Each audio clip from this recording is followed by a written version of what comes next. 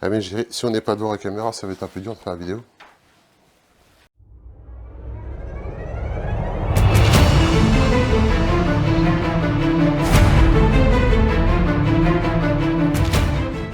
Bonjour et bienvenue sur History BD, je suis Sandrine et on se retrouve aujourd'hui avec Jérôme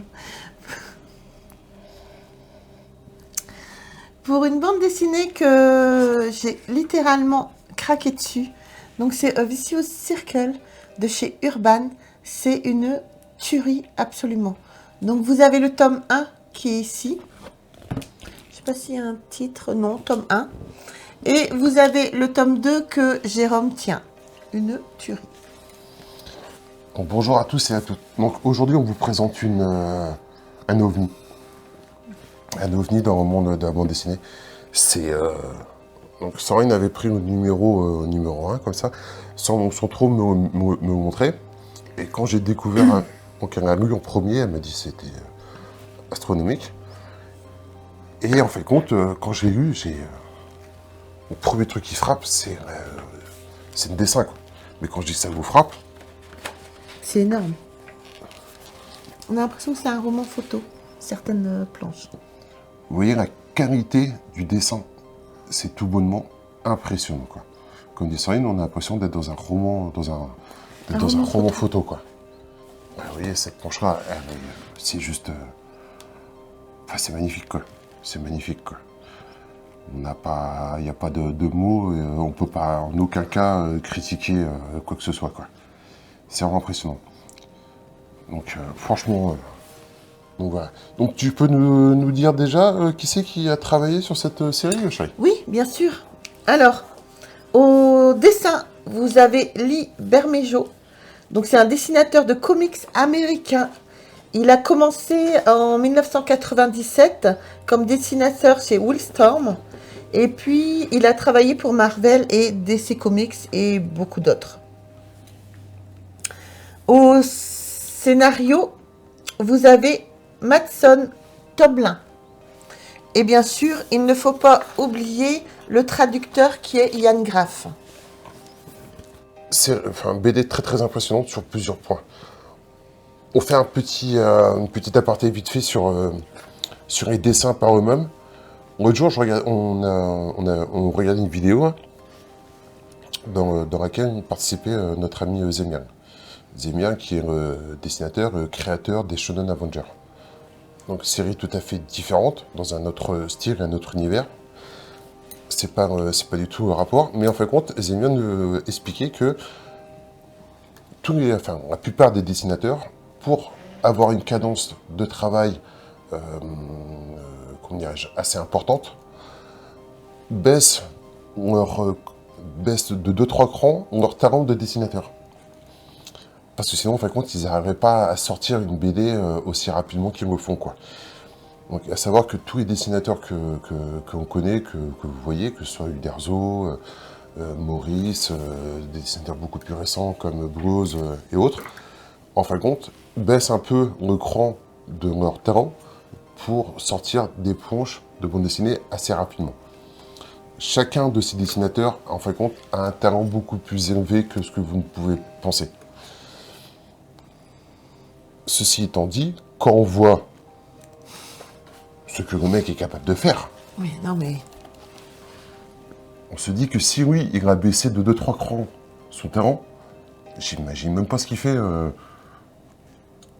en pleine capacité, quoi. Il est énorme, il est juste énorme, quoi. Au départ, quand on était sur Nantes, quand on a pris le tome 1, il me semble, et au départ, je regarde, je me dis, c'est pas possible, c'est des photos, quoi, qu'il a fait le mec. C'est un roman photo, voilà, en bande dessinée, on va dire. Et je tournais les pages, et je voyais différents styles, vraiment différents styles de dessin, Ah oui. tout au long de la bande dessinée. Rien ne se ressemble. Pas C'est tout à fait suivant notre le univers. monde dans lequel ils sont. Suivant le monde dans lequel ils sont, le dessin va changer. Et c'est ça qui est super intéressant. Vraiment très intéressant. Est-ce que tu veux nous faire un petit peu un speech On va vous faire la narration du tome 1 et je veux absolument qu'on fasse aussi la narration du tome 2. Parce que c'est une bande dessinée que je vous conseille vraiment. C'est vraiment une tuerie, cette bande dessinée. Donc à savoir que n'ayez pas peur, c'est pas une grosse série. C'est une série qui va comporter 3 ou 4 tomes. Trois tomes, il me semble. Le prochain sera le dernier. Et le deuxième, on a trouvé chez notre ami Escalibule à Brest. Ah, je l'ai pris direct. J'ai pris direct.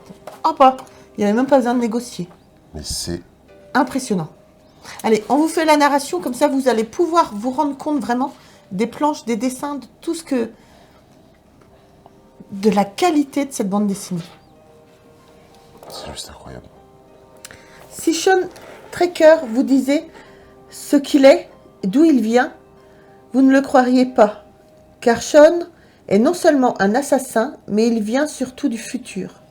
Depuis l'assassinat de sa famille, il cherche à se venger du seul homme à partager la même malédiction que lui. Être projeté dans le temps et l'espace à chaque fois qu'il prenne une vie humaine. Du XIIe siècle à Tokoïde, à la Nouvelle-Orléans dans les années 1950, en passant par l'ère de Jurassique, et au-delà, les deux rivaux s'affrontent avec violence dans l'espoir de changer le cours de l'histoire. C'est bon? Voilà ce qui est du tome 1. Alors? Excellent, hein? Ouais, il y a une planche qui est magnifique. Hein. Celle-ci, à chaque case, il change plus ou moins d'époque.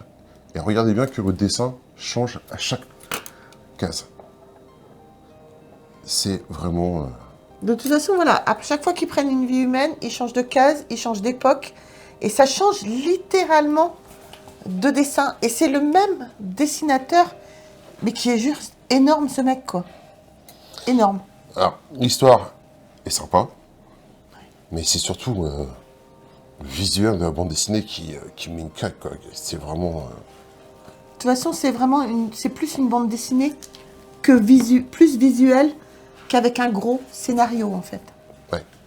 Mais parfois, ça suffit. Il n'y a pas besoin d'autre chose. On fait la narration du tome 2 ? Comme ça, tu peux montrer les planches. Et puis, voilà, on n'a pas pour longtemps, on se retrouve après.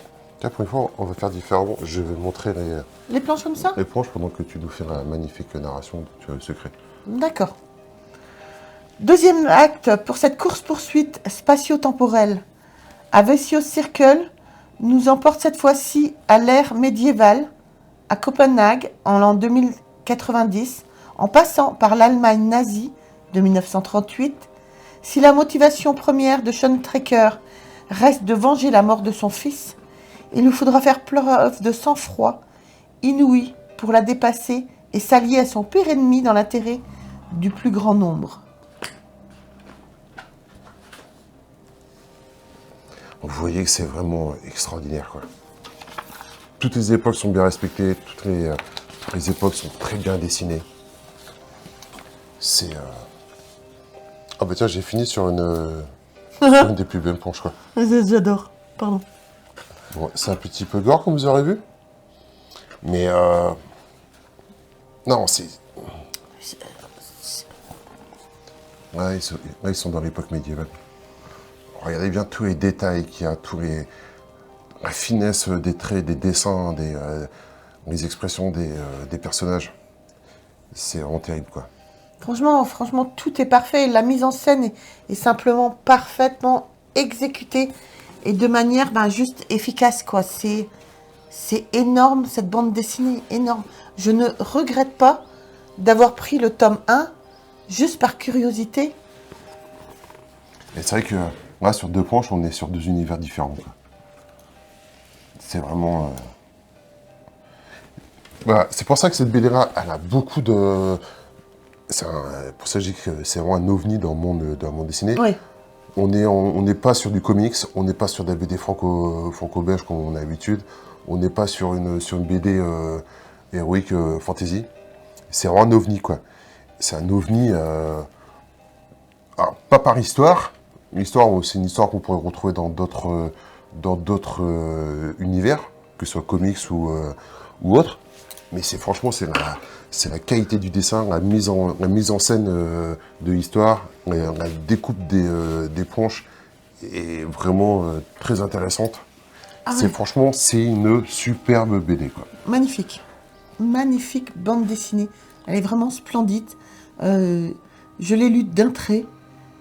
Et j'arrêtais pas de dire à Jérôme, mais c'est énorme. C'est juste énorme. Il me dit, ah ouais, à ce point-là? Ouais, énorme.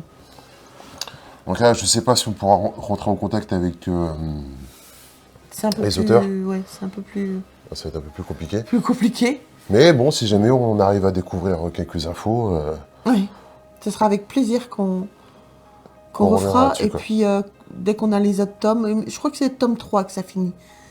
Dès qu'on a l'autre tome, on refait une petite vidéo pour vous dire ce qu'on a pensé de l'ensemble. Mais voilà, vous voyez déjà que on est super enthousiaste et que c'est juste une tuerie, quoi. non, c'est bien, ça change, c'est carrément, c'est... C'est un autre monde, un ovni, comme dit Jérôme, voilà. Exactement. Voilà, voilà. Donc voilà les amis, j'espère que vous aurez aimé cette vidéo. Si vous connaissez A Vicious Circle, surtout n'hésitez pas à nous le dire dans les commentaires ce que vous en pensez, si vous avez aimé ou pas. N'hésitez pas à vous abonner à la chaîne, c'est très important, à liker, un petit pouce, très important pour le référencement de la chaîne aussi. N'hésitez pas à cliquer sur le bouton rejoindre si vous voulez être membre ou soutien de la chaîne. Sur ce, moi je vous embrasse très très fort. Et puis on se retrouve très vite pour une prochaine vidéo. Bye. Au revoir.